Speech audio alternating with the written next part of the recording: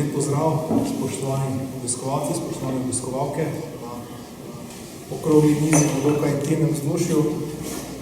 Govorili bomo, kot že naslov pove, o medijih, ki so se znašli v zelo težkih časih. Moje ime je Vasja Jager, sem nekdanji novinar časnika Večer, v nekim drugim življenju tudi PopTV-ja.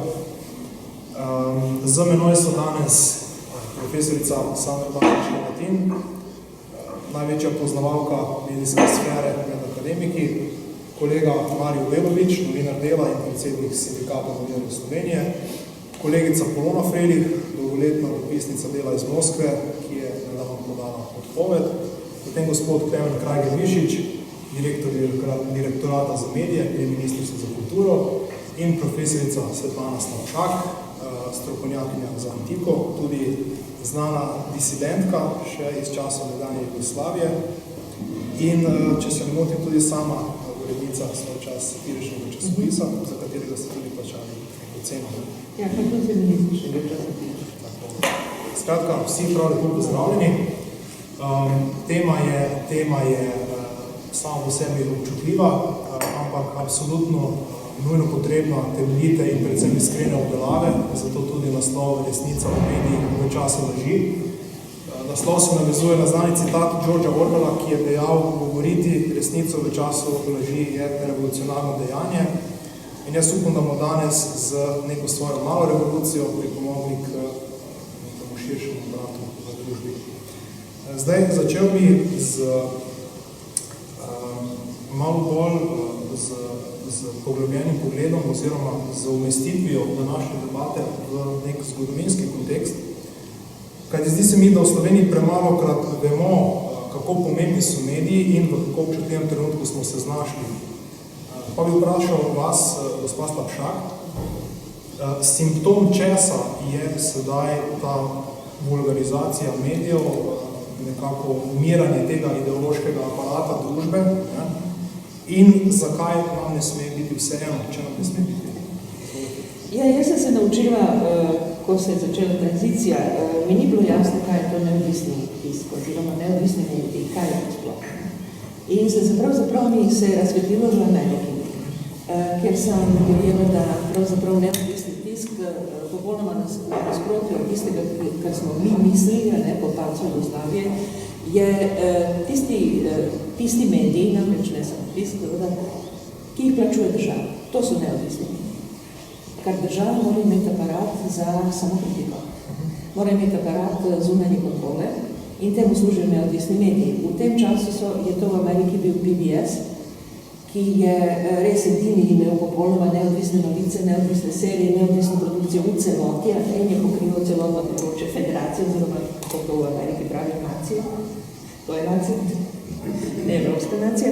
In v tem trenutku mi je postalo jasno, da tudi v teh mehkih državah nazaj v Evropi edina rešitev je, da pač država poskrbi, da si plačuje svoje kritike.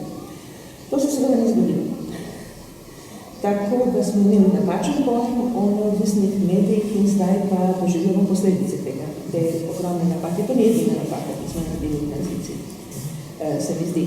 Drugi aspekt, ne bom več, seveda, težina, ampak drugi aspekt, ki se mi zdi pomemben, ki ste ga tako omenili, to pa je seveda odnos do medijev, do resnice v kontekstu tega, kaj se danes oblikuje kot resnica. In ste omenili ideologijo. In jaz mislim, da osnovni problem današnjih medijev to, da ne da ni ideologije, ampak je izjemno uboga in neumna.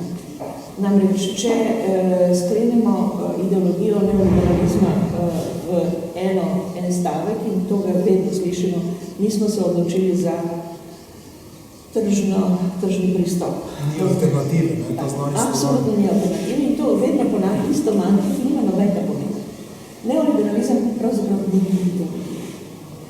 In če se spomnite recimo dveh glavnih ideologov neoliberalizma, to naj bi bili von Hayek, Friedrich von Hayek in Milton Friedman, to je precej bedno. To pa res ni nobena velika visoka misel, nič takega. In kar se tiče popkulture, tukaj imamo seveda samo en band in njene obupne romane, tako Tako da res ni produkcija ideološka takšna, da bi sploh jo uporabljali. Mi pa vedno uporabljamo iste zadeve. Tretji, kar je zelo specifično za slovenske medije, in jaz mislim naredilo ogromno škodo, in to je, ko je začela tranzicija, ko so se pojavili bogati ljudje, ki proizvajajo pač, karkoli proizvajajo, morda eno sezono eno zadevo, drugo se tretjo, kupujejo založniške hiše in medijske hiše zastav, so se začeli pojavljati javnosti. V zahodni Evropi pa tudi Ameriki biznismeni ne boste videli na televiziji. Trump je prva izjema, pravzaprav, pa on ni biznismen, on je špekulant, to je druga zadeva. Ne?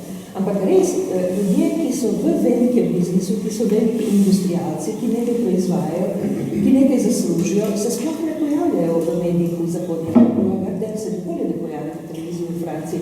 Seveda, to je pač tveganje, bi rekli, profesije, da ga najdejo s kakšno ljubimko, nekaj takega drugo, ne? Da pač nekdo paparaci išče privatno življenje, pa bogati nimajo kaj početi v medijih. V Sloveniji se je vsak dan poslušati nekega berca, ki je naredil nekaj denarja in potem pa svoje modrosti razsipa. Vse smo imeli to čisto neverjetno situacijo, v kateri je Boscarol zahteval spremembo zakona. In smo dobili spremembo zakona in en dan manj javnih praznikov. To je pa škandalozno, prostite. To je pa pride škandalozno, da ne govorimo. In seveda potem pa tisti sekundarni mediji, tisti, ki so za reveže, oziroma predvsem za revne ženske, ki jih kupujejo na paleto. To so tiste revije, ne? Potem izgrajujejo mitologijo bogatih, ki naj bi bili boljši od ostalih. Tako da jaz mislim, da je to nekaj, kar je proizvedlo zelo negativen občutek za medije v celotne družbe vsakega, ki misli. Tisti, ki ne mislijo, pa se bodo uživali. Gospod Mašič, zdaj krizo medijev je nekako globalno. Ampak vendarle zdi se, oziroma v Sloveniji absolutno imamo tudi neke specifike, ki so proizvod domače pameti oziroma domače možnosti. Pa me zanima, če lahko malo razdelate, katere so pa te specifike slovenske krize medijev? Kaj smo zakuhali sami? Jaz bi na začetku, tukaj imamo predsednika Društva sindikata, ki je odhodil glede novinarskega trenutnega poklica. Imamo tebe kot večji novinarja, imamo Romano Frelih, ki je zapustila hišo. In jaz mislim, da ena od stvari, ko praviš, da je uporabljaš Orwellovo izjavo, ena od groznih stvari, ki jih vidim v tem prostoru, je nesposobnost novinarjev za kakršnokoli samorefleksijo lastnega početja. Skratka, novinarji so verjetno zadnji poklic, ki je nesposoben misli sam svoj delovanje. In to je ena od najhujših posledic tega, kar se je zgodilo. Drugo, če se Šafova začela govoriti o neodvisnosti. Jaz mislim, da ni problem, da so mediji odvisni. Vprašanje, od koga so odvisni, ni neodvisni. To je čista stava. Ampak mediji morajo biti odvisni od javnosti. Večina slovenskih medijev, in to se zdaj v zadnjem primeru brutalno pokazala v primeru Večera, da je Večer pokazal, kaj je v bistvu slovensko novinarstvo. Slovensko novinarstvo je postalo podporo reševanja. Da vi proizvajate vsebine, da bi dvignili ceno glasnega prostora in da bi glasnega prostora prodajali. In tretja problema, ki se mi pa zdi še v slovenskem prostoru najbolj izrazita, to je ta mitologija in novinarji ste sposobni proizvajati tako mitologijo, da so v bistvu najbolj rezistentna populacija na te svoje vlastne mitologije in to je mitologija objektivnega novinarstva. Ni objektivnega novinarstva. Ni. Prvič zaradi tega, ker moraš imeti pozicijo do stvari, ki se dogajajo okoli tebe. Mislim, ne vem, kako poročati objektivno o problemu begunske krize, kako poročati o rasizmu, da imaš enega rasista in enega, ki se bori za človekove pravice. In v slovenskem prostoru pa se zgodilo še nekaj najbolj problematičnega in to je, da v bistvu so bili novinarji ves čas prepričani, ko se poklic prekariziral, da oni niso bil tega. Tu nima problema. Prekariziral se poklic, moram pa priznati, mea culpa je, da je prekarizacija v Sloveniji, model prekarizacije so naredili univerze. Univerze so tiste, ki so proizvedli sistem, kako prekarizirati zaposlenost v določenih poklicih. In zdaj, ko pridemo do vsega tega, Mislim, da je največja resnica v obdobju leži, da vi kot novinarji poveste, da niste več sposobni upravljati svojega poklica zaradi takih in drugačnih in da ne zavajate javnost, da lahko delate v njenem interesu. To bi se mi zdel prvi radikalni korak. In drugi problem, ki ga vidim, je, da niste sposobni ločiti novinarstva od vseh drugih oblik javnega komuniciranja. Tako da danes so novinarji postali PR-ovci, priložnosti, oglaševalci, imate samo zaposlene novinarje, ki morajo poskrbeti za to, da pride oglaševanje, da bi tako dobili plačo. To so nemogočnosti. In na koncu še ena, in to pa je proizvod neoliberalizma, ker neoliberalizem teži za tem, da vsak posameznik poskrbi zase. Tako da vsak novinar ne poskrbi zase, ni nobene solidarnosti. Verjetno poklic, v katerem ni absolutno nobene solidarnosti. Je totalni kasni sistem. Dobro plačeni slabo in tako naprej. In prišli smo v eno obdobje in to bi mogoče tudi profesor Slabšakov, da smo se vračali v modeli novinarstva, ki so se začeli v 17. in 18. stoletju. Danes ta pravo novinarstvo podpirajo bogati, to je karitativna dejavnost. Film Spotlight, na katerem so se vsi naslavi, ki dobijo Oscarja, ga je financiral nasnik eBay, ki je rekel, ja bi bilo dobro, da nekaj svojega denarja vložimo to, da pokažem, kako je nekoč bil lep poklic novinarja. Hollywood tega ni financiral. In če novinarstvo postane karitativna dejavnost, mislim, hvala lepa. To je ta problem. Skratka, bojim se nase, da vsi ti pogovori ne pripeljajo nikamor. Jaz bi pričakovala, da novinarji na naslovnici časopisa na mesto oglasa napiše, dragi bralci, mi nismo več sposobni vas obveščati o zadevah, ki so ključnega pomena in se poskušajte znati sami. Če pa imate malo denarja, financirajte tiste medijske projekte, za katere mislite mnogo doseči. Zdaj sem še za konec priporočam knjigo od Julije Kaže, izolske ekonomistke, ki govorijo o tem, kako rešiti knjižne. Ampak tisto, kar se mi zdi v njeni knjigi najbolj pomembno, ona govori o 4 iluzijah. Ne bo povratka med zlato obdobje, konci, nikoli več tega ne bo. Ne bo povratka na oglaševalski denar. Oglaševalski denar se seli tisto najbolj razvilo veliko oglaševanje predmetov najbolj. Ni konkurenca v novinarstvu pripelje do najslabše kakovosti. In zadnje, kar se mi vidi ključnega pomena, to, kar je rezultat naše tranzicije.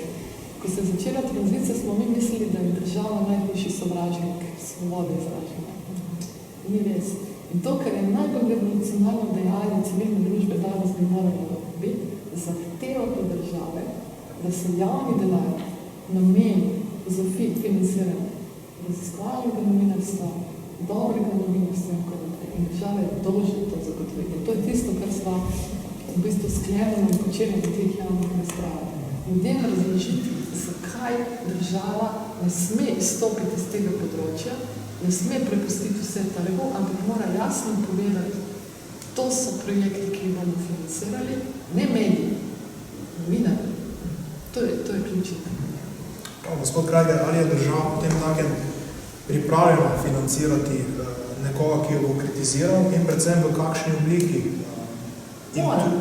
Mora, ampak ali kako so zagotovilo, da naprimer to, o čemer govori gospod Mašič, je sicer pomemben del strategije razvoja medijev, ki oblikuje ministrstvo, ampak kako potem zagotoviti, da bo ta strategija implementirana v praksi in predvsem, da se jo bo držala tudi naslednja vlada?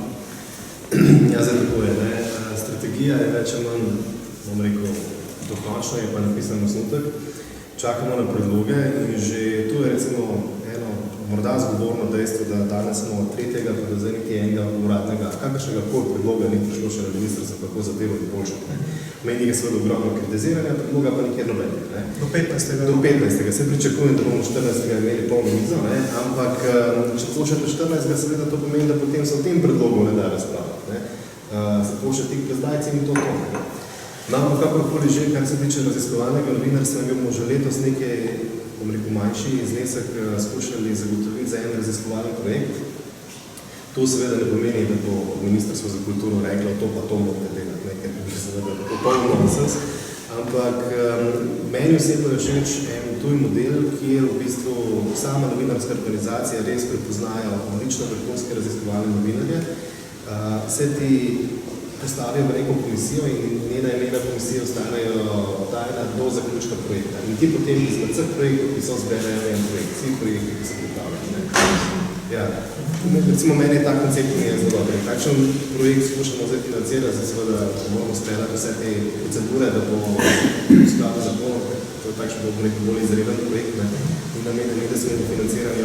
Je pa dejstvo, da tudi ta sklad, na nek način finančni sklad, ki gre vsako leto medijem, se bo ponovil, ko se bo strategija prelila v zakon in to je edina pot, ki bo šla. Zato je ta strategija pomembna. To ne bo ostalo samo na listi papirja, ampak bo šlo v zakon. Zdaj pustimo, to je druga zgodba, kaj se bo v državnem zboru dogajalo z zakonom in tako naprej, ampak strategija, jaz mislim, da bo na koncu vendarle sprejeta na vladi. No, to, kar sem želel povedati, je, da se ta finančni sklad se bo moral začeti deliti drugače. V tem času, kar sem tukaj, sem ugotovil, da je to več na nek socialni korektiv. In se financira izdajatelje medijev, ne pa medij kot bistvo poročanja in novinarjev in novinarskega dela. Ta sistem se bo spremenil, kar pomeni posledično, da bo en kup predvsem manjših medijev seveda zelo nespremenil in bo spet, bom rekel, nek feedback. Zaradi tega, ker to, kar ste že vi prej ugotovili, glavni namen medijev je več kot očitno financiranje, kar ne sme biti primarni namen medijev. Če se pa smem dotakniti še vprašanj, ki ste ga postavili predhodnima sogovornicama, kar se tiče standardov in, bom rekel, kvalitete novinarjev, in s tem se ne bom ocenjeval. Je pa tako, ko sem delal pred že skoraj 15 leti na nacionalki, bil najpogostejši stavek, ki smo ga takrat slišali, se slabš pa ne more biti. Danes je ta stavek še vedno najpogosteje izrečen na nacionalki. Pa ne govorim samo za nacionalko, ne govorim za medijsko področje. Kaj se je vmes zgodilo? Zgodilo se ni nič in to je tisto, kar je narobe po mojem oceni. Novinarji vendarle imate neko družbeno moč in v mojih časih, ko smo še bili na nacionalki, se je lahko zgodilo, pa Polona se bom morda spomnila, da je bila ob 7:30, ko je bil takrat dnevnik, tudi črnina. In je bila jasno povedano. Jaz se od, ne vem, leta 2001, 2002 naprej ne spomnim nobene črnine več, ne? Še več. Novinarji javne televizije so se prostovoljno odločili, da gre v sistem javnih uslužbencev, kar je tudi meni, bom rekel, nespremljivo z vidika novinarstva. In še nekaj, ta zgodba zmanjševanja pravic me vedno spomni na prigodo o kuhani žabi. Ne vem, koliko poznate, ampak če vržete žabo v krop, bo takoj skočila ven. Če boste pa žabo dali v mrzlo vodo, pa je počasi segrevala, pa ne bo čutila sprememb temperature in se bo živa skuhala. In mislim, da se to dogaja v novinarstvu. In to, kar jaz želim vedno dati to sporočilo novinarjem, dajte nekaj narediti, magar en orange strike, jaz ne vem karkoli. To, da more, bom rekel, država v zakon, to je v strategiji zdaj zapisano, da more država skrbeti, bom rekel, za minimalne socialne standarde z zakonom o medijih za novinarje, je meni, bom rekel, čisto skregano z logiko. Jaz mislim, da bi novinarji sami morali do tega priti. In ne samo to, da imate mizerne plače, ampak da imate normalne plače. Ne govorim, da bomo zdaj bogati, ker mediji vendarle tudi cen nimajo toliko denarja, da preživijo, ampak da imajo vsaj neke normalne plače, neke normalne delovne pogoje. In to je tisto, kar bi novinarji sami morali nekako. Dovolj vas je, dovolj ste močni, imate tudi veliko družbeno moč, da bi lahko to dosegli. Ampak to je pač moje mnenje. Obstaja še vedno dobro plačana medijska aristokracija, seveda, tudi zablokira, ki jo lastniki z razlogom dobro plačujejo in tudi te spremembe zavre po potrebi. Mogoče izziv za tebe, kolega Mario. Absolutno, to je vržena rokavica, ki jo bom z veseljem pobral. No, je pa dejstvo najprej to. Mislim, stavka kot takšna, to smo velikokrat predebatirali, seveda ni nova ideja in tako naprej, ampak smo vedno znova trčili na to, na kar je Sandra sama opozorila, da enostavno bo ta stavka strel prazno in s tem labodi spev, kar bi mogoče bilo dobro, ker bi se razkrilo ravno to, da so pač stanovske organizacije novinarske brez tiger, da pač delajo to, kar lahko, da so v bistvu zreducirane konkretno sindikat na nudenje pravne pomoči, nimamo več nobenega potencijala, ne krovna organizacija, kaj še ve sami novinarji, da bi bili pripravljeni stopiti in pač na način, mogoče niti ne stavka, ker tam so pač neki zakonski pogoji, ampak recimo neko skupno protestno akcijo, ne, ki bi bilo že po mojem dovolj, stavka mogoče niti ne bi bila nujno potrebna, ampak niti za to ni potencialov. Ne, to čisto odkrito povem. So določeni novinarji v določenih medijih, ki bi za tem stali in bi to podprli, ampak sem absolutno tudi prepričan, da noben medijski lastnik, nacionalka bi mogoče naredila neko poročilo v 17 minuti, ne, na poročilih, pa tišina. Ne, skratka, lastniki medijev absolutno bi bili sposobni trenutno, nobene črnine več ne bi bilo. Skratka, zdaj je situacija že tako prevešena, da bi v tem vlada molk, se to ne bi zgodilo. Ne, skratka, ta moč, o kateri govorimo, novinarska več ni. To je dejstvo. Ne. Skratka, in zdaj pot je edino res ta, ali poskus neke stavke, ki bo rezultiral to, ne, da se bo vse to razkrilo, da bo se videl, kdo je noter stavko kas, oziroma kdo je tisti dobro plačan, ne, v medijski novinarski sceni, ki, ne, bo tam držal štango lastnikov in tako naprej. Skratka, mislim, da je sam še to je pred novinarstvom v Sloveniji. Skratka, tista ena ura resnice, ko bo to slejko prej razkrito, da je novinarstvo kot takšno mrtvo. Ne, in potem pa bomo lahko prišli do... Ne, jaz absolutno s tem ne strinjam, ker mislim, da lahko tudi posameznik daje en dober zgled. Recimo, jaz se strinjam, solidarnost je mrtva v novinarstvu in jaz recimo s tem, ko sem dala odpoved, sem dala en tak znak, kot ste vi rekla. Roke dajem stran, v Sloveniji se ne da več ustvariti kvalitetnega novinarstva. In jaz mislim, da ko se bo v Sloveniji pojavilo nekaj dobrih primerov posameznikov, ko bojo, ne vem, pokazali nek standard, da enostavno se bojo mogli tudi časopisi večji potem ravnati, ker dejstvo je, da... To je naivno, zaradi tega, ker... Če bojo zgubljali naklado. Vse zgubljajo naklado. Pa delajo potovalne agencije, ne, iz časopisov, pravi večer. Tu smo pa zdaj tu pri lastnikih. Lastnikov ne zanima več dobiček preko dobrih kvalitetnih vsebin, ampak ima druge poslovne modele. Ne. Skratka, dobiček se zdaj in vedno bolj se bo generiral tudi pri teh medijih, ki so se tega odcepali, preko plačanih vsebin, PR člankov in tako naprej. To je poslovni model, ki so ga zdaj pograbili vsi. Dajmo se zdaj soočiti s tem, da če bo začeli, tudi če bo skupina novinarjev začela z zelo dobrim konceptom, problem je, da je oglaševalski trg v kompletu blokiran s kartelnimi pogodbami močnih državnih podjetij in prvi korak, ker se lahko zgodi, je, da ti umaknejo oglaševanje. To se je zgodilo, vse to ni prvič. Oziroma ga sploh ne bo štartilo. Ali ga ne bo. In zato je to, kar smo se z Marjem pogovarjali. Jaz mislim, da bi morali kredibilnost dobiš tako, da začneš sklepati zavezništva s svojimi bralci. To, kar dela Tazen, kar delajo ostali. Skratka, mora se ljudi prepričati, da če hočejo imeti dobro novinarstvo, ga morajo plačati. To je tisto, na kar smo tudi opozarjali, kar so ljudje opozarjali recimo na teh javnih razpravah. Danes postaja prepričanje, da to, kar nastaja iz zraka.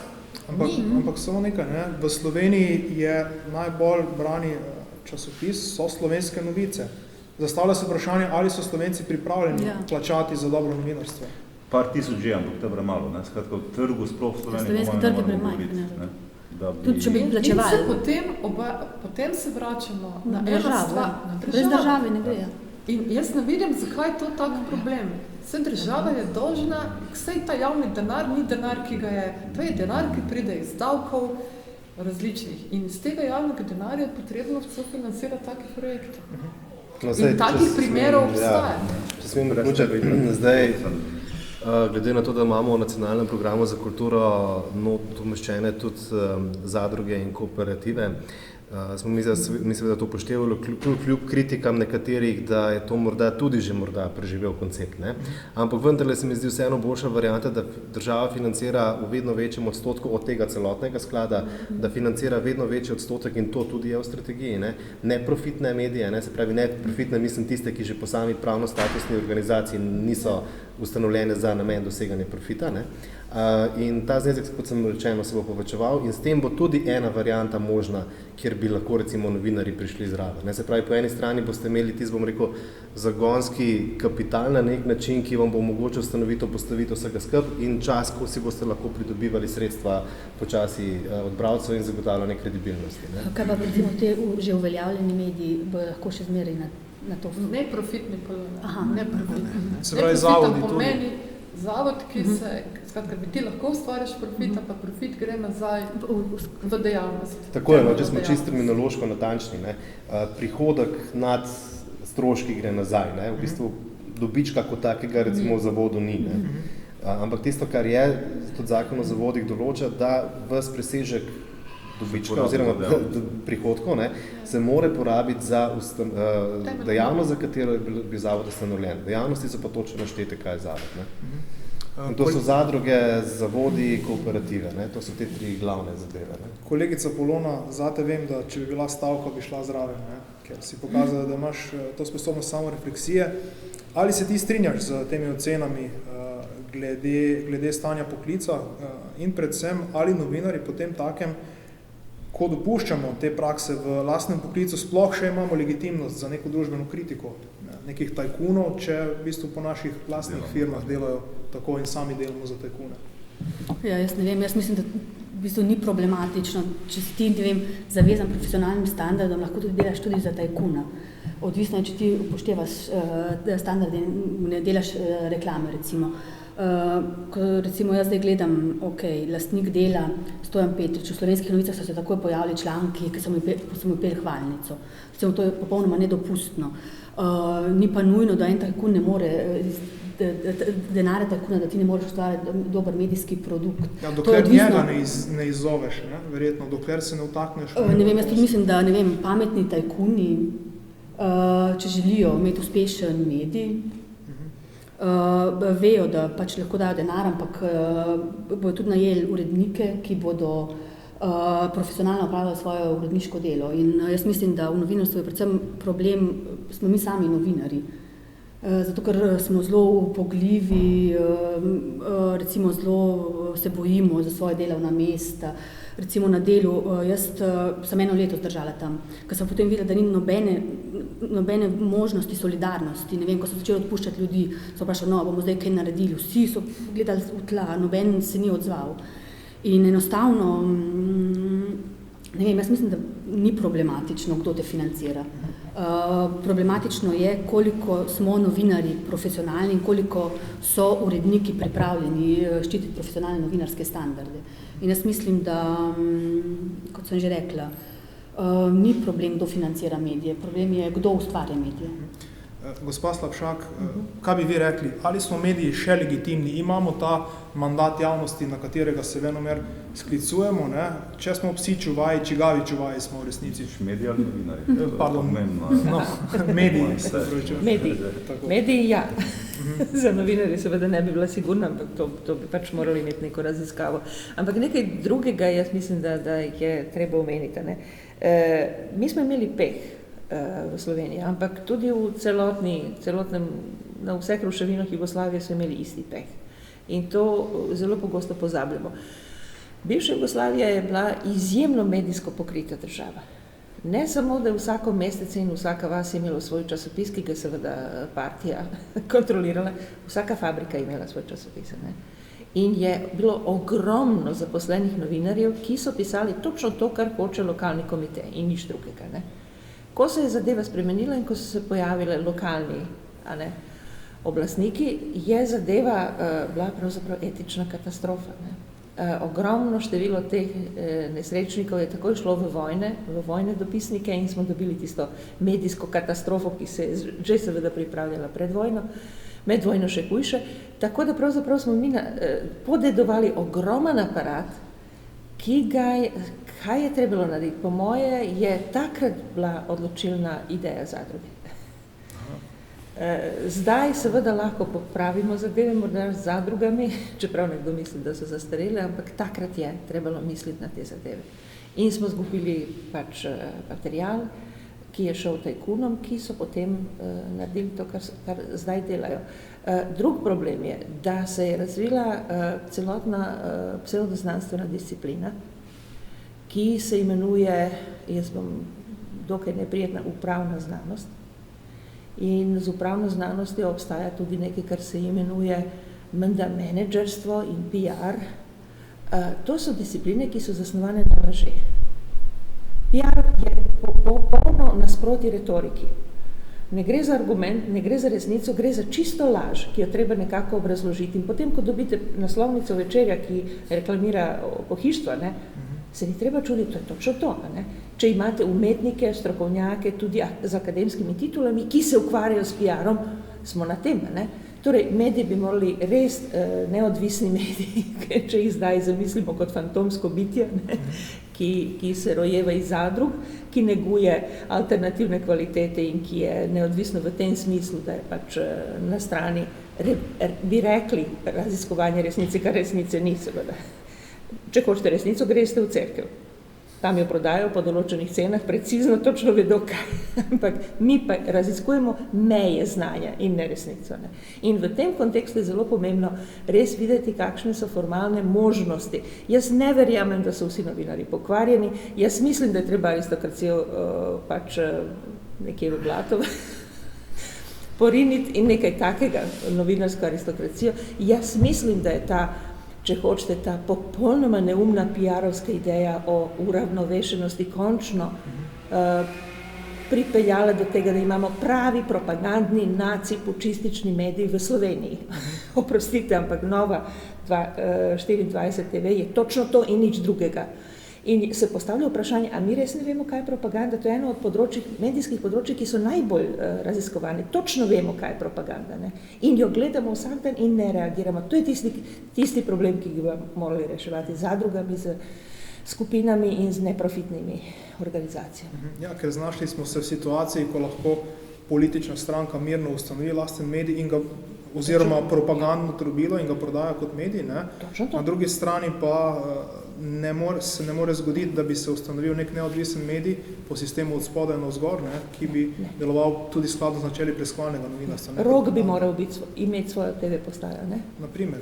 Radijsko postajo. Seveda, če tukaj morda dodam, jaz sem spomnim enega reka Lada Leskovarja. Rekel, žal mi je ljudi, ki hodijo po svojem mnenju v najbližjo trafiko. Žal je teh ljudi se mi zdi vedno več in se mi zdi, da vedno manj ljudi kritično presoja informacijo, ki jo dobi. To je, mislim, da točno to, da tukaj ima, se mi zdi, enako stališče. Ampak veste, je še ena razlika med Slovenijo in drugimi državami, ki so recimo blizu. To je, da društva popolne revščine. In jaz kot društva popolne revščine danes jemljem Grčijo in Srbijo. To sta dva odlična primera totalne revščine. Ampak v Grčiji in v Srbiji vsako jutro lahko greš na kiosk in kupiš kakšnih 20 časopisov. In to nekdo bere.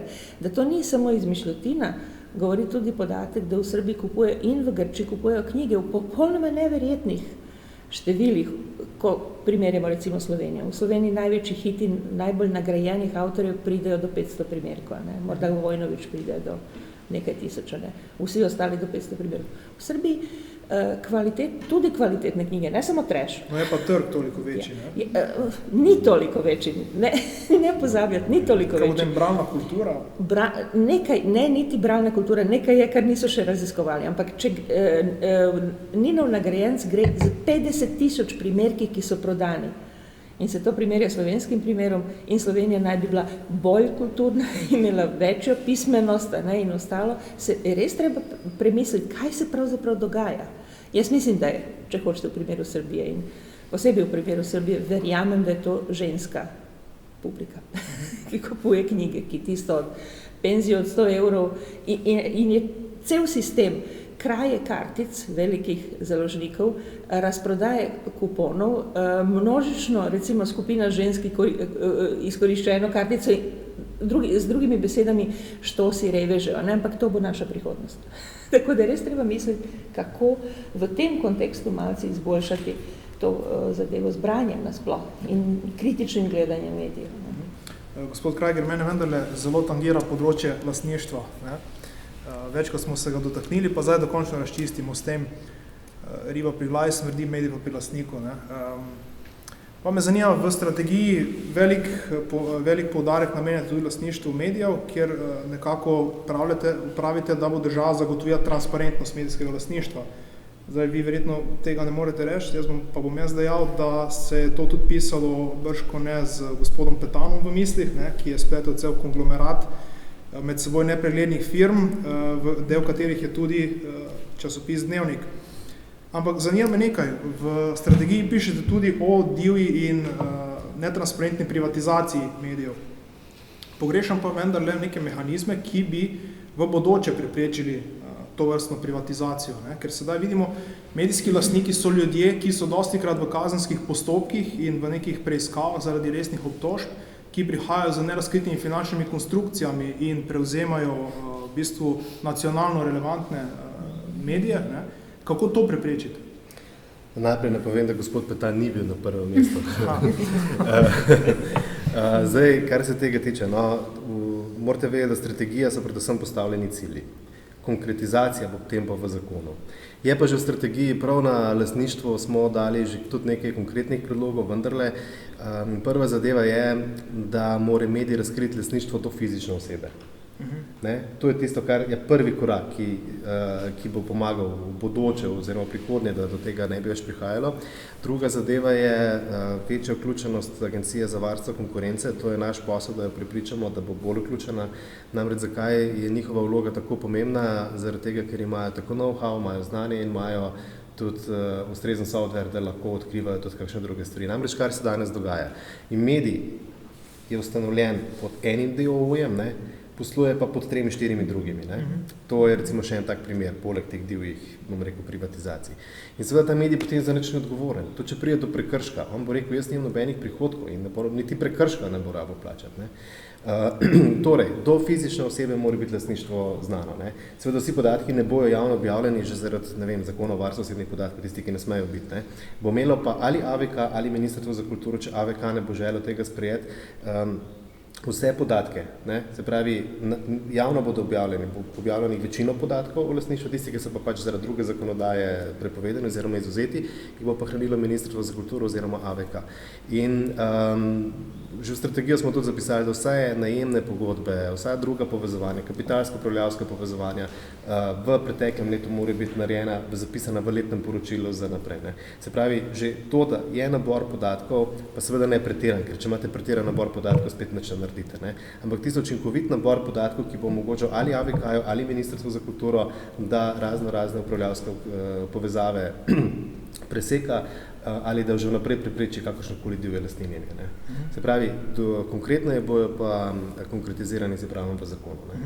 Profesor Bašičeva, v Sloveniji imamo z ustavo zagotovljeno svobodo podjetniške pobude, ob katero venomer trčijo tovrstni poskusi normalizacije medijev. Ali bi morali imeti tudi ustavno zagotovljeno svobodo medijev? Mi imamo tudi pravno državo, socialno državo, imamo marsikaj. Mene zanima, zakaj državljani, sicer ne vem, koga bi tožili, zakaj ne tožimo državo, da nam temeljne pravice ustavne krati. Kaj se zgodi, ko ti dve pravici trčita? To je zanimivo. Leta 1992 smo mi postali bolj papeške in smo dali to pravico do svobodne gospodarske pobude in kadarkoli se odpre to vprašanje, potem recimo vprašanje, ki je popolnoma legitimno, ker se pokaže z velikimi igralci na trgu tipa Google in Facebook, itak poberejo največ oglaševalskega denarja in vse, kar zdaj mediji služijo, čez par let itak ne bojo imeli nič, ker bojo pobrali ti veliki. Potem pa rečejo, to je poseg, recimo preprečevanje, da je operater obenem izdajatelj, to je pa poseg v svobodno gospodarsko pobudo. Jaz imam tle eno veliko težavo. Mislim, zadruge in kooperative, vse je to fajn, ampak to je kapitalistični sistem deluje tako, da dela majhne alibije. Bomo imeli dve zadrugi, ki bojo mogoče delovali, ampak v osnovi medijski sistem, tak kot je prav tak, kot je, zaradi tega, ker ga kapitalizem dela tak, kot je. Vi njega ne morete demokratizirati. Mislim, vse te ideje Polona o etičnem pisanju in tako naprej, vse to je o samoregulaciji.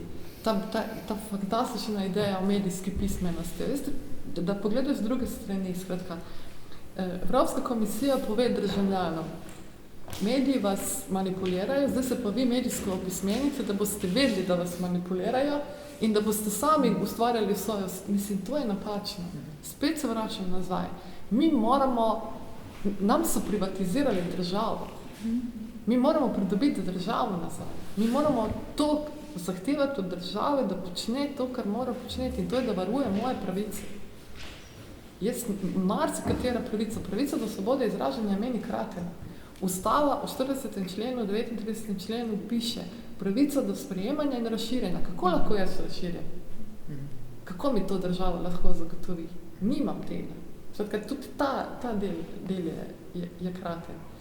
Zato, dajmo razmišljati o tem, da je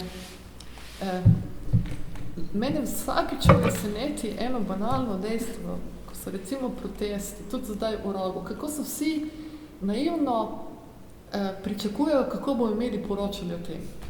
Pa se zgodi, ne vem, napad na Rog, pa potem naslednji dan gledajo, berejo mediji, kako so. Vse mediji ne bojo drugače poročali. Ne more. Poglejte, kaj se z Luko Koper dogaja. Poglejte, kakšne manipulacije se dogajajo okrog tega. Prav zaradi tega, ker so mediji vpeti v te zgodbe. Mislim, kdo financam kot časopisu daje pravico, da 2 milijonom ljudi soli pamet, kaj se dogaja? Kdo jim to daje pravico? To je zdaj. In na drugi strani nimate pa dana nekoga, ki se bo resno lotil primera Luke Koper, ki je kompleksen. Verjetno ni zgodba tako enostavna, ampak se to ne bo zgodilo.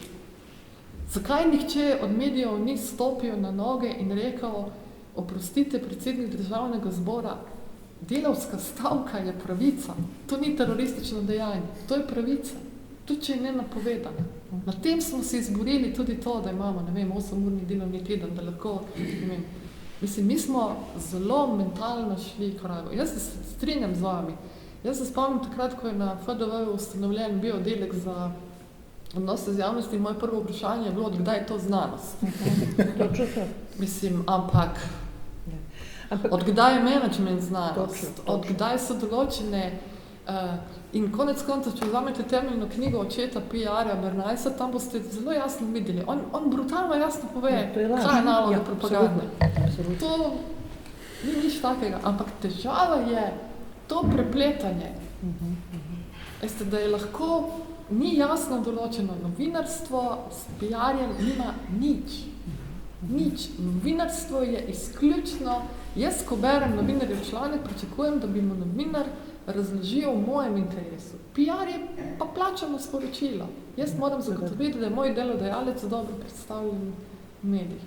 Sveka, nič ne bomo rešili. Jaz se bojim, da se ta revolucionarno dejanje gre v to, da je treba ta medijski sistem, ki je propadel in se ga ne da rešiti, ga je treba graditi na novo. In pobude majhne, mreženje ljudi z različnimi novimi pristopi lahko pripelje do novega. Ta sistem, ki ga imamo, se ne da demokratizirati. Klemen, mi imamo davčne oaze v Luksemburgu in Lichtensteinu.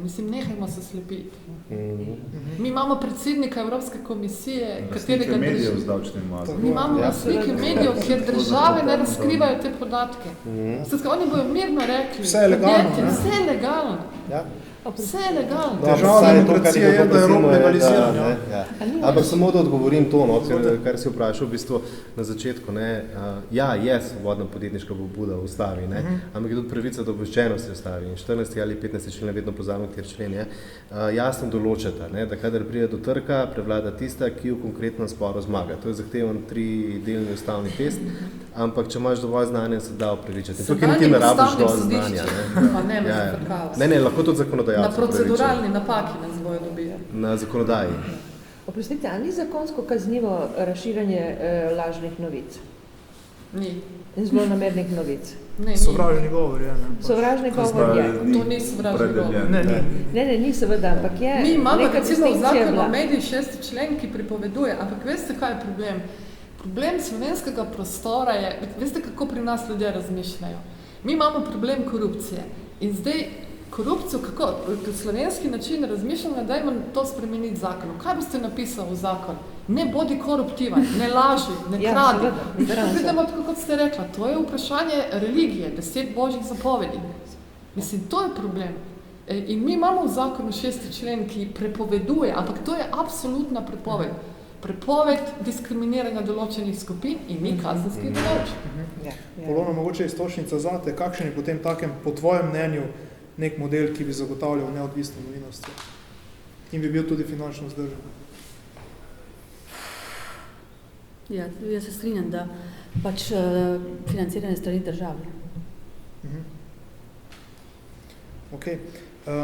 Gospod Krager, velik del strategije je, mislim, hvala za kratek odgovor.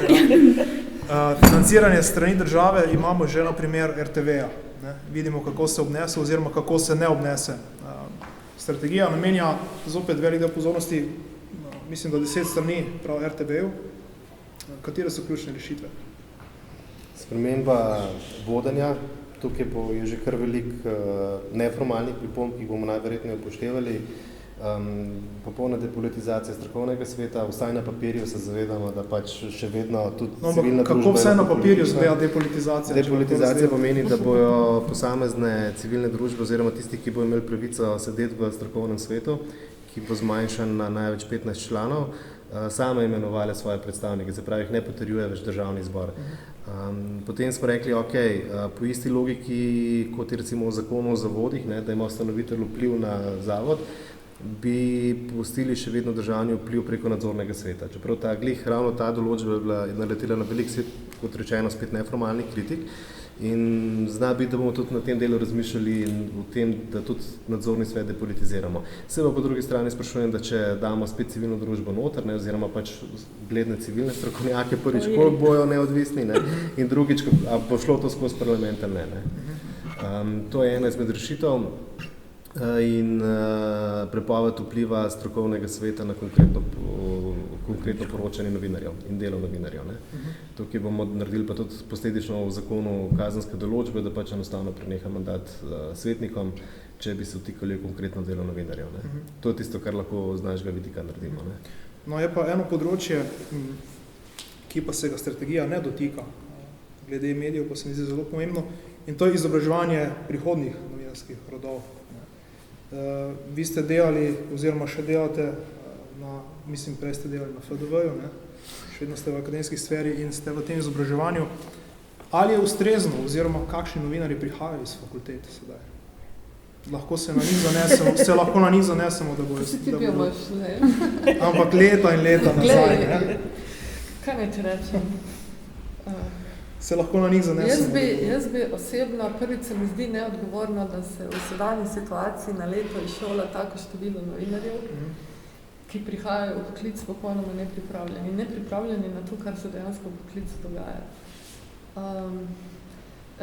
Jaz sem se pred leti zavzemala za to, zato sem imela težave, pa sem potem tudi šla. Jaz sem se zavzemala za to, da bi v bistvu, tako kot je v Franciji, da bi novinar končal določeno smer študija, zdaj karkoli to je, a je to ekonomija, pravo, jeziki, zgodovina, karkoli, in bi potem, kot v primeru Francije, imeli specialistični študij, ki bi bil posvečen temu. Jaz trdim, da je, zato jaz uporabljam besedo poklic, novinarstvo ne more temeljiti na tem, da se nekoga uči, kako pisati. Mora temeljiti na tem, kako razmišljati. In žal Bog, jaz svojim študentom sam govorim o dveh stvarih. Tedo je. In to pa ni povezano z učenjem pisanja, ne vem kaj. Tako da, ampak nasploh, univerzitetni sistem je namenjen se pogledati retoriko, kako se danes govori v akademskem prostoru. Govori se o kompetencah, govori se, ne vem, o trgu dela, ki ga itak ni in tako naprej. To je problem. Jaz mislim, da mi premalo govorimo na tem mikronivoju. O človeških virih, So novinarji ta sami, rečnik, res. ki je ekonomski. Vse na tem makronivoju, sistem. Jaz mislim, da premalo govorimo o tem. Kaj o individualni O odgovornosti? novinarjih, o odgovornosti novinarjev, da se mi ne zavedamo svoje odgovornosti, da če nekaj napišeš, da ima to določeno posledico. Se zavedajo, samo v negativnem pomenu. Ja, v negativnem pomenu. Noben se ne zaveda te odgovornosti. Ne vem, jaz vidim, ko sem bila v redakciji, kako hitro nekateri napišejo svoj članek. Ne vem, ne preverijo, 10 verov. Vzamejo eno agencijsko novico, prepišejo in to je to. Jaz ne vem, a jih kdo uči, da je novinarstvo to povzemanje različnih verov. Potem jaz mislim, da dokaj bojo novinarji slabo plačani. Izdelek, ker ima drug interes. Misliš, da Petriča zanima konkretno, ne vem, članek o Azerbejdžanu? Ja, mogoče, če imajo kakšno investicijo tam, ne? Tam govorim, skratka, vse te vsebine, ki jih ustvarjamo, recimo, ne, so za okras, postajajo vedno bolj. Ne. Skratka, vsebina, ki bo tista kapitalsko donosna in tako naprej bo. Vem, se mora imeti novinar sam, ne vem, refleksijo. Situacija je zdaj takšna, ne, razmišljanje in tako naprej. Kdo pa bi še hotel delati v takšnem mediju, ne? In zdaj se to dogaja, skratka, to se večina novinarjev, ki jaz poznam, to jemlje, ne vem, dela v tovarni, pridejo, ko tekoči tak naredijo svoje. Če si ti novinar 24 ur na dan. In ti bodo ostali. Ostaneš po noč, ne vem, zjutraj, delaš kadarkoli. Se koliko pa še to pač, ne vem, jaz mislim, da novinarstvo ni poklic, je poslanstvo.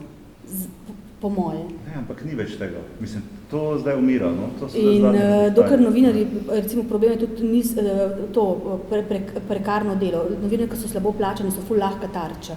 Bojo naredili vse za to, da obstanejo. Problem je, da v novinarstvu veliko ljudi, ki imajo nedokončano izobrazbo, so isto popolnoma jih lahko upravljati. Ampak vendarle to ti ne preprečuje, da bi delal na sebi, ne? Da bi bral, da bi tudi zavzel neko moralno, etično držo. Pa me zanima, izvoli, ja? Ja, jaz mislim, da premalo, recimo, kako opraviti z gnilimi jajci med novinarji. Recimo, jaz sem zmeraj na delu slabo vest, ko sem rekla, če sem nekaj napisala, to je pač v nasprotju s tem, kar je nekdo drug, sem se počutila, ne vem, zmeraj sem bila v konfliktu s kolektivom, s posameznimi novinarji, razumete?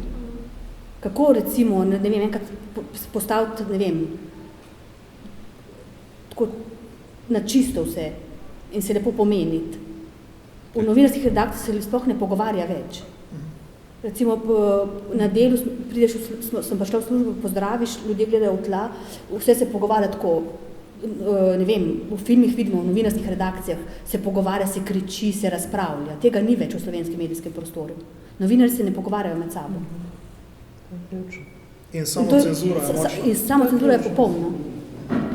In jaz mislim, da najprej bi mogli v novinarskih vatah mi sami pred sabo, potem pa še lahko začnemo potiskati na državo. Ker dokaj ne bo te interne debate med samimi novinarji, dokaj mi ne bomo razčistili med sabo, kdo je kdo, kaj kdo počne, to je ključnega pomena. Potem mi ne moramo ničesar zahtevati od države. Marijo, je ta pripravljenost v novinarskih cehovskih organizacijah za neko samoočiščenje in refleksijo? Vidimo ne. Vse drugače, in to je prva naloga, ki bi morala cehovske organizacije upraviti. Dobro, sindikat tudi, ampak še bolj po mojem društvu. Sindikat se pač ukvarja bolj z materialnim položajem, pa s prekariatem, ki pa je neposredno povezan. Se tako kot je Polona rekla. Ta poslovni model zaposlovanja prekaren služi ravno temu. In jaz trdim, da je izpostavljen tako široko ravno zato, ker se uporablja kot sredstvo votljenja novinarske avtonomije.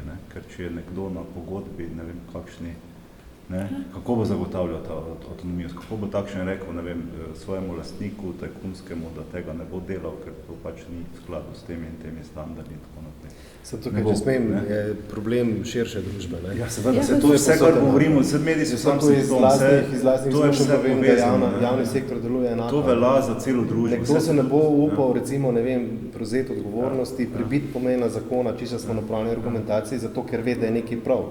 Ampak bo raje ostal na varni strani in potem je začaran krog, ker se boji, da bo službo zgubil. Ker ima potem nad sabo spet šefe, ki bojo vsako napako kaznovali, takrat, ki ne je bilo treba. In potem imaš začaran krog, ki se pritiska skozi. Da se novinarstvo je del družbe in deluje po teh mehanizmih, lastninilo se tako kot druga podjetja, v poklicu se dogaja kot v drugih podjetjih in tako naprej. Tu novinarstvo ni nobena izjema. Ampak definitivno so tu cehovske organizacije bodo morale tudi prevzeti delež odgovornosti in to v kratkem. Ker seveda, če novinari, tisti, ki so delali, mislim, ki delajo pošteno dobro in tako niso sposobni vedeti, da pa pač ni njegov kolega nekdo, ki ga plačuje ali politične stranke ali neki lobby in tako naprej, ne? To je naloga cevske reči, oprosti, ti pač nisi novinar, ti si nekaj drugega. Ne? Pol pa pridemo do države, potem takem tudi država tega ne more prepoznati kot mediji, kot vsi drugi. Ne? Pa pol pridemo do tega, do vloge in naloge države, ne? Da tudi popuca, skratka, da definira, kdo je dejansko medij. Ne more biti vsak spletni portal, za katerega sploh ne vemo, kdo je lastnik, kdo ga financira in ne, biti pripoznan isto kot mediji, kot vsi drugi. Ne? Skratka, to naloga tega pucanja je na vseh straneh. Ne? To razmišljam o tem. Jaz bi morda dodal sem še to, da spoštujem recimo Polono, ne? Videla, da zadeva nikamor ne gre, tole mi je prejela na kavi pred konferenco govorila, ne? Videla, da zadeva nikamor ne gre in je šla svojo pot. Ne? Se to je to, ne? Ampak to se zadogaja. Zdaj, skratka, vsi tisti, ki v tem okolju več ne bodo nočejo delovati, bodo šli ven. To ne more biti sistemska rešitev. Vse to je konec. Ja. Ne? To pač govori o tem, da, ne vem, da rečete tem ljudem podgane, načelneži, kakorkoli pač, ki zapuščajo ladjo. Ne? Mislim, da nismo podgane.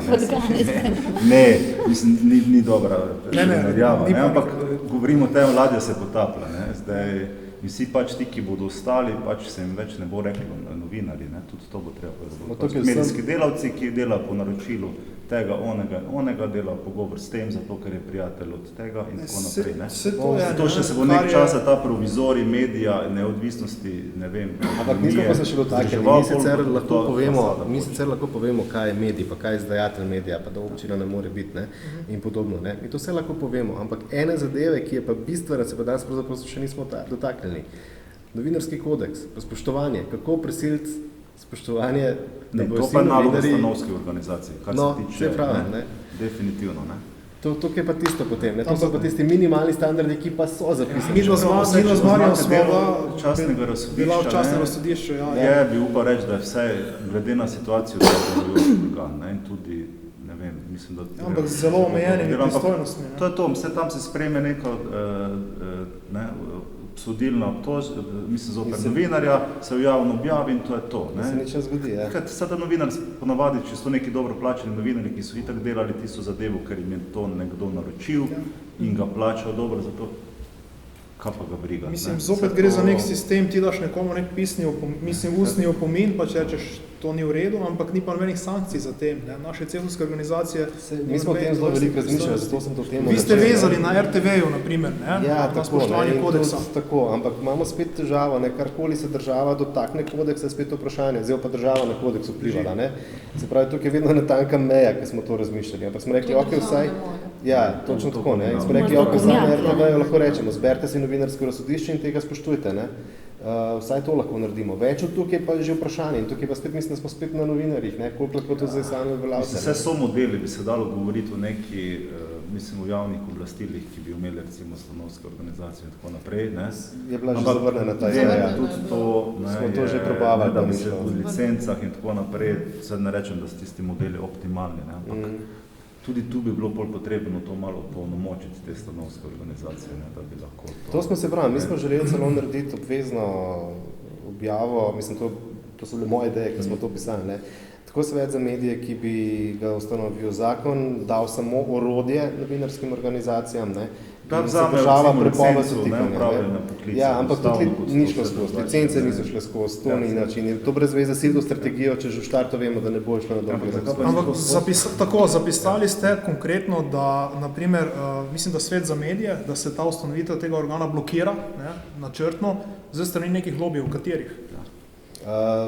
Če bo prvi povem novinarskih. Aha, no. Jaz smo tam, ne? Pri samo refleksiji spet. Sami nočejo tega. Novinarju volk. Ali potrebujemo medij, ki je opisal o medijih, ne? Se pravi, če to očiščenje ne bo prišlo iz nekih cevskih organizacij in morda tudi ne od države, ali potrebujemo novinarje, ki bomo začeli razkrivati tudi konkretne situacije v novinarstvu. Jaz mislim, da je to treba. Jaz to mislim. Mislim, da je to eno od zgodb, ki nikoli... To je vedno. To je začetku. Pole spet težava financiranja, pa smo spet na začetku. To je ful nehvaležna naloga. Ja, nehvaležna je, ja. Ne, mogoče, če izzovemo tudi publiko, ne? Ali ste vi pripravljeni podpreti nek neodvisen medij, bi spremljali medij, ki bi pisal in razkrival umazanije, ki se dogajajo na medijski sceni. In plačali za to. In plačali za to, seveda. In potem vse tiho je bilo. Ha? Mislim, da je to, mislim, da je že tako. Če se jaz ne motim, kupujemo neke časopise in ga mogoče desetino ne preberemo nekaterih ali pa obrnemo. Eni grejo pač takoj v papir za podkorjanje v 80%, in drugi grejo pa v 10%. To že obstaja. Problem je samo v tem, da v bistvu mi nimamo medijev, ki so posebej take drugačne. Ali pa dobri ali pa slabi. Imaš pač enih par, ki jih lahko bereš. Vzame niso vsi berljivi. Slovenski novice se moram njim kaj brati. Mi je žal, pa je. Zdaj, druga stvar je tako drugi. Mislim, da smo tudi v bistvu kot intelektualna scena Slovenije šli malo dosti nekam oslavljeno. In da v bistvu to, kar se je zgodilo po osamosvojitvi, je v bistvu posledica tega, da je tako v medijski kot vseh drugih v bistvu prevladala varianta, da bomo jutri vsi tajkuni, danes to moramo tako rečemo, da smo nekaj vsi bomo bogati, Švica bomo in smo, paste zaradi smeh. Novinari ste bili lastniki medije. Drži. In to ne enega, to zadnjega, vse, ki so lahko kupili na svoje delice, so tiste certifikate uporabili. Ko sem jaz v tistih cajtih rekla, pa dejte te zadeve, to lastništvo skup, vi ste vendar novinari, pa postavite za to vašo lastnino nek kriterij. No way. Še zdaj, ko v bistvu dejansko delate kot prekerci, totalni prekerci. Jaz sem delala pri prevzemu večera zraven. Ko sem ugotovila, da v bistvu dejansko nobeden ne pozna delovanja medija kot takega ali pa celo njegove finančnega ozadja, se pada dol.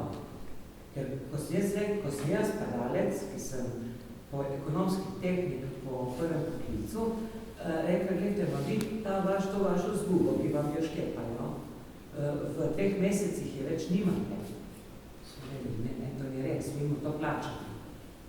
Ja, veste, potem je konec. In to se strinjam, da je v bistvu, da so novinari tisti, ki imajo oboje.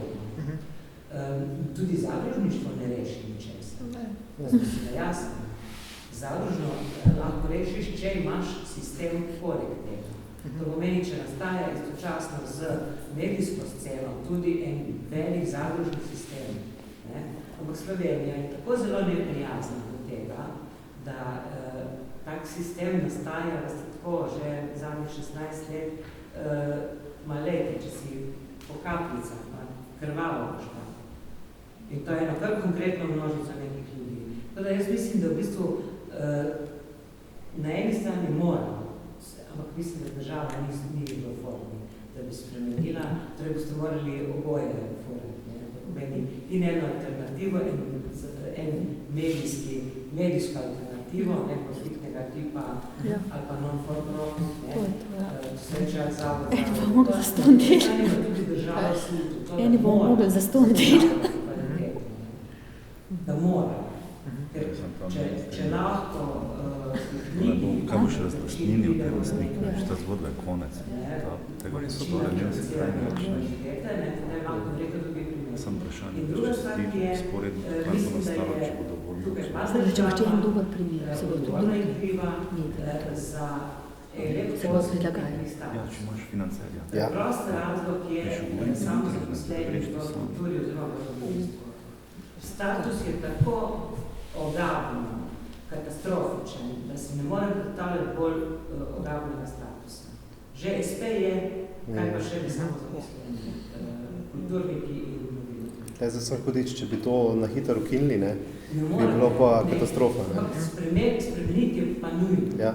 Nujno je, ker To je tudi eden od razlogov, zakaj v bistvu se novinarji ne morejo odpirati, da smo si najasni.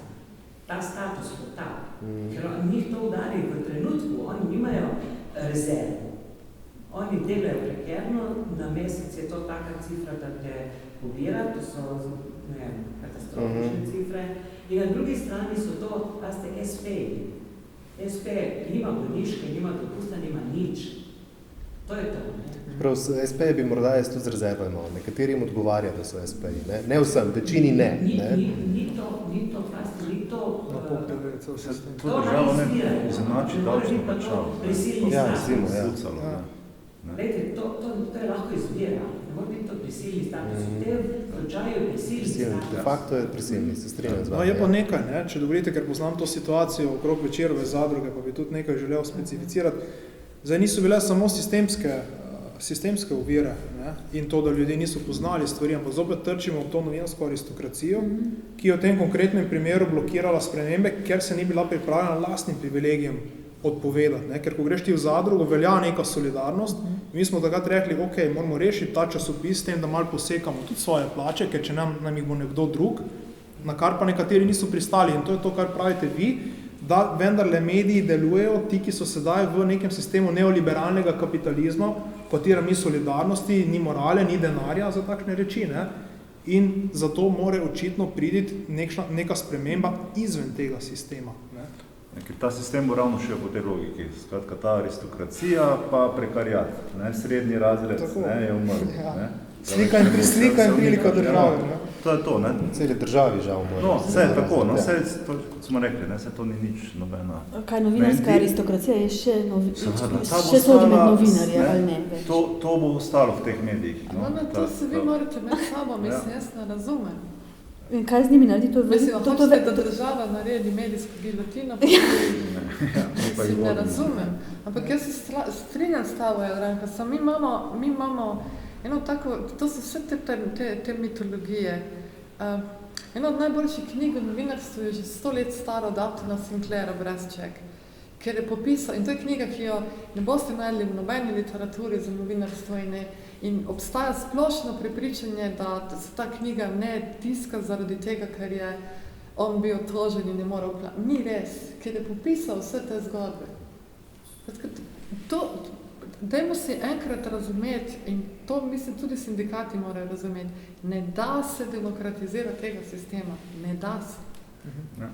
No, je pa nekaj zelo pomembno. Ne? In ko se tiče solidarnosti, zakaj pa tisti, ki so redno zaposleni, se ne upirajo v imenu prekercev? Zato, ker oni ne dovolijo. Sorry. Jaz sem res ne dovolijo. Ker če ti imaš redakcijo, v kateri mizo za mizo sedi nekdo, ki je redno zaposlen in njegov kolega ali pa kolegica, ki je SP, avtorska, bog ve kakšen status, delata pa isto. Ampak tu imamo konkreten primer. Ne? Jaz sem sedela s kolegicami, prekerkami, ko so dobili nekaj nove, pa sem rekla, ok, a gremo skup, jaz takoj z vami grem, dam odpoved, oni niso za. Oni so pripravljeni pristati na vse. Ja, tu je štartni problem. Štartni problem je to, da nočijo. Pridemo do problema solidarnosti. Prekerci so isti problem kot aristokracija. Nekaj mislim, da iz drugih razlogov. Zatočeni so. Prekariata na delo, ko smo se pač s tem zdaj nazadnje pred 2 letoma soočili. Težava je v tem, da tu sindikat kot takšen, mi smo itak šli v to, da smo jih članili in veš, da jim lahko zagotavljamo vse te pravice, kot jim grejo. To je bilo na strani sindikata, potem pa, ampak tu ni druge kot to, da se ali gre bolj v neko akcijo, takšno. Ne moreš prisiliti, ne vem. Do tega še pridem, ne? Veš, skratka, pol sindikat lahko organizira protest ali ne vem, ne?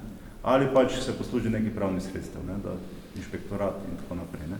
Ampak zgodilo se pri nas točno to, ko se to sindikat, mi smo to pač te možne poti šli skozi, pol pa priješ do teh ljudi, ne? Do prekarca in tako naprej, ne? In jim pojasniš, alternativa je to ali javno, ne? Da se to soočimo tako, ne vem, gremo s tem zgodbo ven, ali pač, ne, da se organizirate, pa gremo v kolektivno tožbo in tako naprej. Ne eno, ni drugo, noben. Dva prekarci. Glej, se nobenemu nič naučitam, jaz jih razumem, vem, da so v kakšnem položaju so, tudi jaz ne vem, kako bi ravnal, če bi bil pač, ne, Ne? Pa so družine, pa osebne zgodbe, pa krediti, pa ne vem, kaj vse lahko. Ampak, če do tu, ne, kaj pa lahko sindikat naredi? Se ne moramo imeti v tožbo proti volji tistega, ki ga zagovarjamo oziroma ne, zastopamo in tako naprej. No. Ja, Mario, jaz ne govorim ampak od leta, kdaj? Od leta 96, edini poklic tudi v Sloveniji, ki nima kolektivne pogodbe. Mislim, to je nenormalno. Še kolektivne pogodbe. Da bi lahko vse imeli mehanizme, da to delate. Ampak ste prisiljeni spet to delati individualno. Individualni delavec in individualni lastnik. To je problem. Nekaj si htela dodati? Sem pozabila že. No, to se mi zdi zelo pomembno. Vedno govorimo o odgovornosti medijev oziroma novinarjev, govorimo o odgovornosti države, znova bi se vrnili na odgovornost javnosti. Ne? Kje, mislim, mi potrebujemo tudi javni pritisk, da izpeljemo te spremembe. Javnost mora pokazati, da ni zadovoljna z nekim stanjem in zahtevati spremembo tega stanja. In v Sloveniji so imeli veliko protestov, veliko referendumov, nikdar se ni protestiralo in nikdar se ni zbiralo podpisov za referendum o nekih medijskih zakonih in o nekih novih medijskih poslovnih modelih. Kdaj lahko pričakujemo, da se bo tudi to spremenilo? Vem, ampak vas jaz bi tle malo zdel dol. Ko ti govoriš o javnosti, ti pred sabo imaš nek monolit, ki je progresivan, kritičen in tako naprej. Tudi Janševa javnost je javna. Jaz sem človekoljub, verjamem. Ja, mislim, to je treba malo razčistiti. In drugič, oprosti, ampak boš najdel veliko ljudi, ki so se zavestno odločili, da ne spremljajo slovenskih medijev. Ne spremljajo. Kot eno obliko protesta, ker ne vidijo nobenega drugega protesta. So ti ljudje izgubljeni ali bi se jih dalo v neko drugo platformo vključiti? Ne, Vasja, sem ne tako naivno, ti zdaj misliš, da je zdaj vi novinarji ste, mi samo čakamo, da nam vi rečete, dajte nas podpreti, malo sutra. Zakaj? Vse 15 let niste naredili nič. Ja, malo je treba, veš, to ti je malo dvorjenje tisto, če je že aristokracija, korting. Kaj pa vi ponujate v zameno? Je pa tudi vprašanje. Mislim, jaz ne navajam ta primer, ne vem, da je bil na tistih demonstracijah zadnjih bilo primerov Breguncev. Smo se ustavljali na vsaki točki, pridemo pred RTV, kdo bo govoril? Nikjer nobenga. Nikjer nobenga. Kdo bo kaj povedal v podporo RTV? To je bil ta žalost. Pa reči, daj ti povej. Ne bom. In to je ta, ni to žalostno? To je bilo to, ko smo bili skupaj, ko smo šli pred Grško ambasado. Vsi drugi so bili razen z RTV-ja novinarja. Mislim, da so bili od 5 z nacionalno. To je bilo takrat, ko so v Grčiji zapirali javno televizijo. Ko smo organizirali proteste, ni bilo nikogar z javne televizije. Gremo protestirati niti enega z javne televizije. Mislim, zakaj bi jaz protestirala za novinarja RTV-ja? Zakaj? Zato pa je individualni upor, po moje. Kaj lahko? Ne, zavezništvo. Zavezništvo, ampak na nekih temeljih, ki morajo biti na novo napisana. Nov dogovor. Dajmo se dogovoriti, kaj vi in kaj bo ta javnost podprla. Družbena pogodba za novinarstvo. Tako. Ker jaz se bojim v tem kapitalističnem modelu, kaj se zgodi, če novinari, ko smo naprimer mi dva izstopimo iz tega modela, se model ne sesuje, ker no je z lahkoto, ker so standardi tako nizki, da me z lahkoto nadomestijo, ne vem, z nekom, z 19-20 letnikom ali pa s 3 prekerci. Ki bodo delali, kot se reče, gledaj. Ampak spet pravim, če se taka skupina novinarjev izstopi iz sistema, izstop pomeni tudi tveganje in moraš imeti idejo, kaj želiš na novo ustvariti. In jaz se bojim, da je ogromno takih majhnih projektov, ki nastajajo, ampak morate razumeti, individualni projekti ne morejo pobiti sistema. Vi morate razvijati alternativni sistem. Ja, sem to se lahko sam sporedno. Ja, ne, to je treba z drugim, da na določeni ljudi pade, ne vem, ful preveč. Roki zvoli. Imen organizatorja za družbo Sanja je, ko ogromno poslujemo s pomanje prekerci, ker smo tudi sami podpirali za to občutvanje, da obstaja ogromna biologična potreba po tem, da se odkrije ta najmanjši skupni imenovalc vsega, kar je res kultura. Po mojem mnenju, strinjam se z ugotovitvami, da je država okradena, ampak obenem ne mogu gledati, kaj ta država dela, odlično nas potem to, kar nam jemlje, ne, sem da 60-70% njih plačano, in ta denar je nekdo, ki je ukradil državo, uporabila. Problem je zakaj? Prvenstveno za vojsko.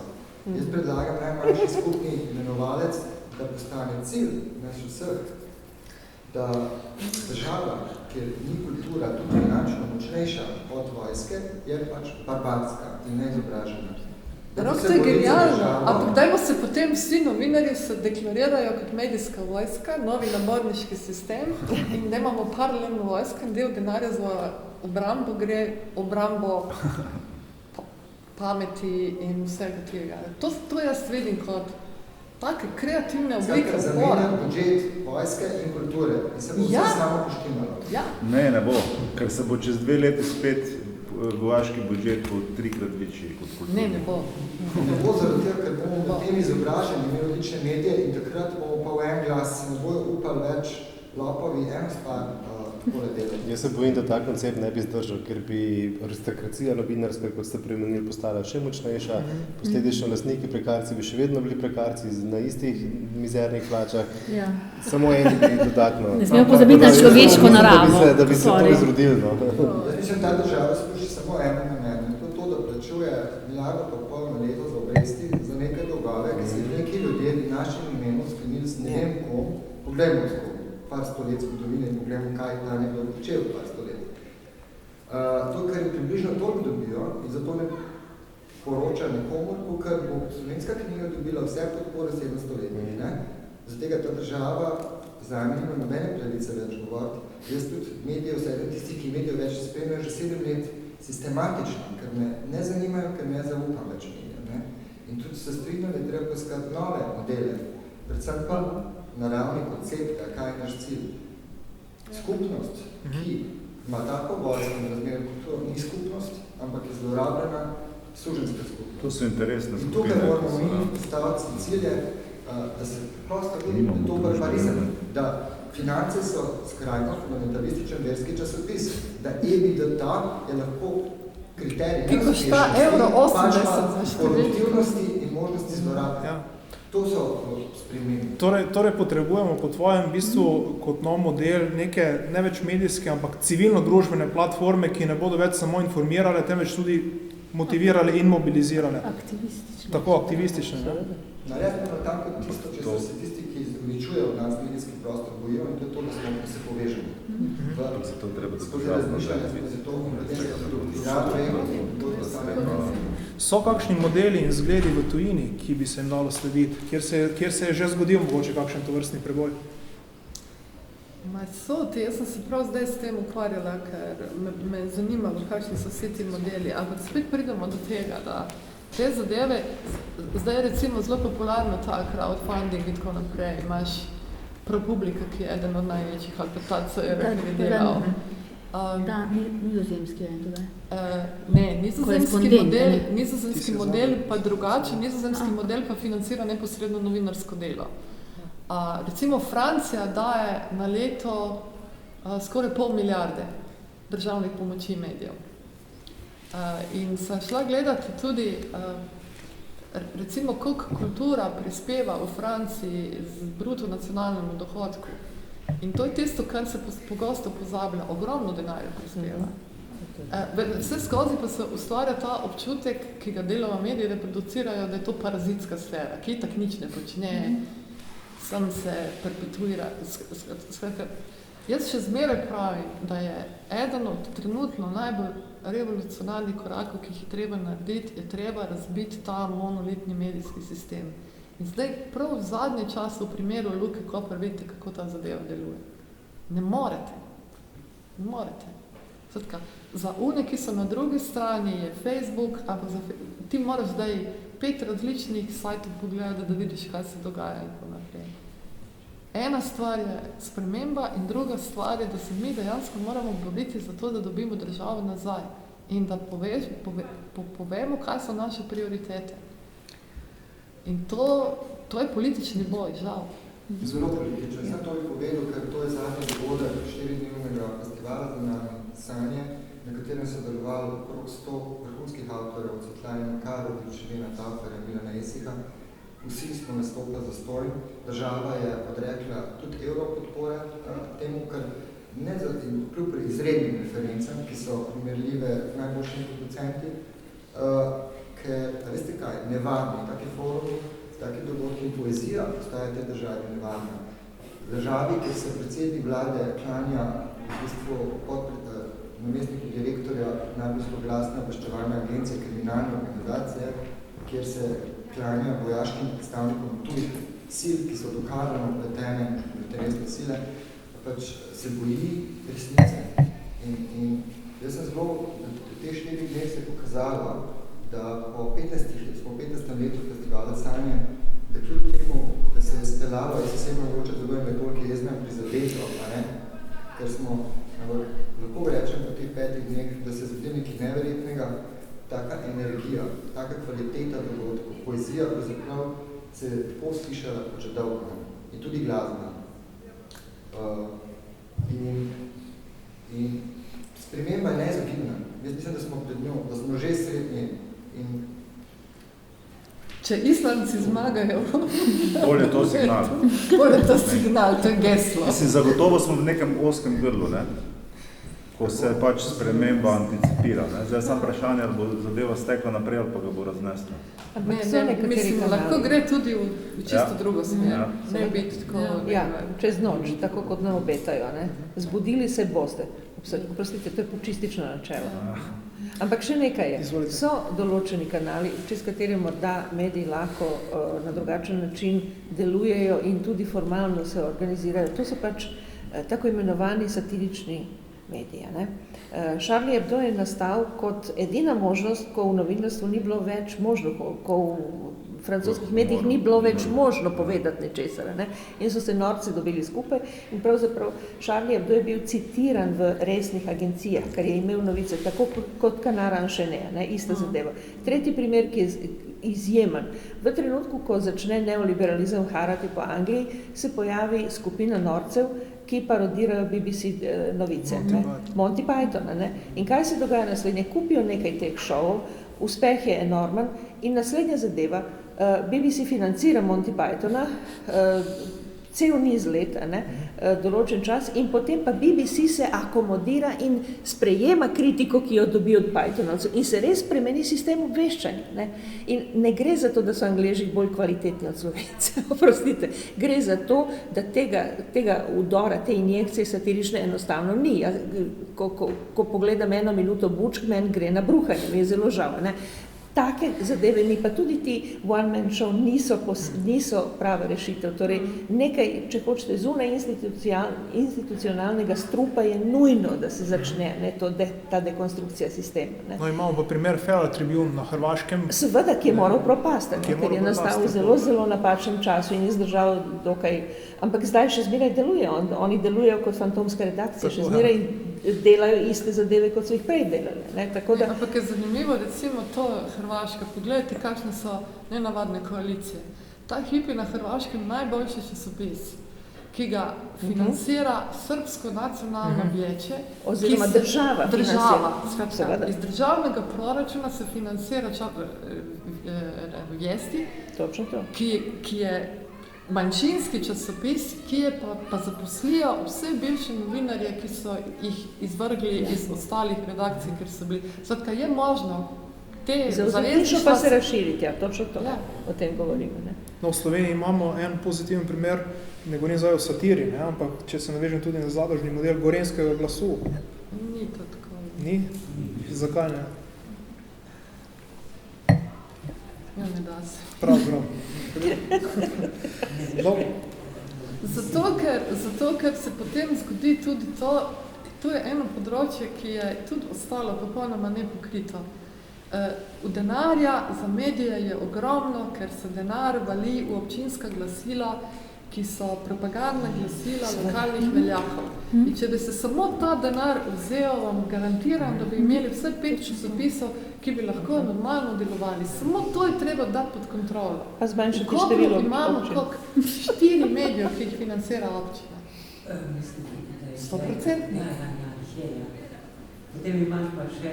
S kolegom Juretom sva naredila eno oceno. Nisva mogla pregledati, ker ni nikjer podatka finančno, da je to transparentno napisano. Podvesti, kakšnih postavkah so mediji.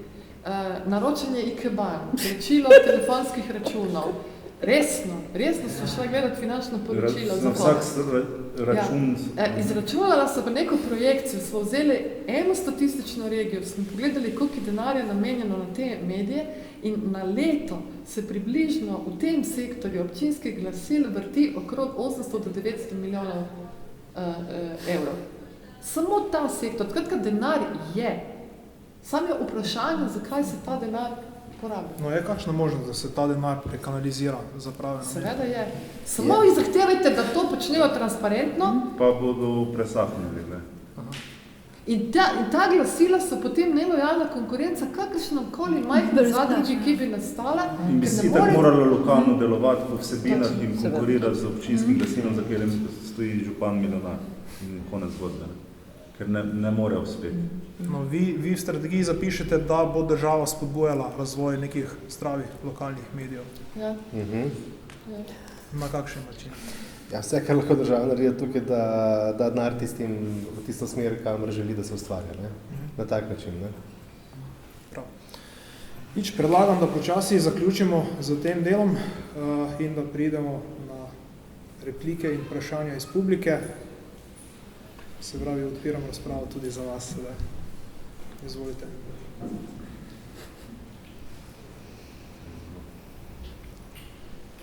Prav, če ni vprašanj, se vam vsem lepo zahvaljujem za obisk in za pozornost. Hvala tudi vam, da ste prišli in nasvidenje v naslednji vojni. Ne, jaz bi se zahvalila še založbi Sanje zaradi tega, ker mi vsi hodimo tudi zaradi tega, ker podpiramo ta projekt. Nedela ob 12. Absolutno tako. Čas za govejo jutro, ne, smo uporabili za to. To mora biti res velika ljubezen na človek. Tako da prav. Okay. Najlepša hvala še enkrat.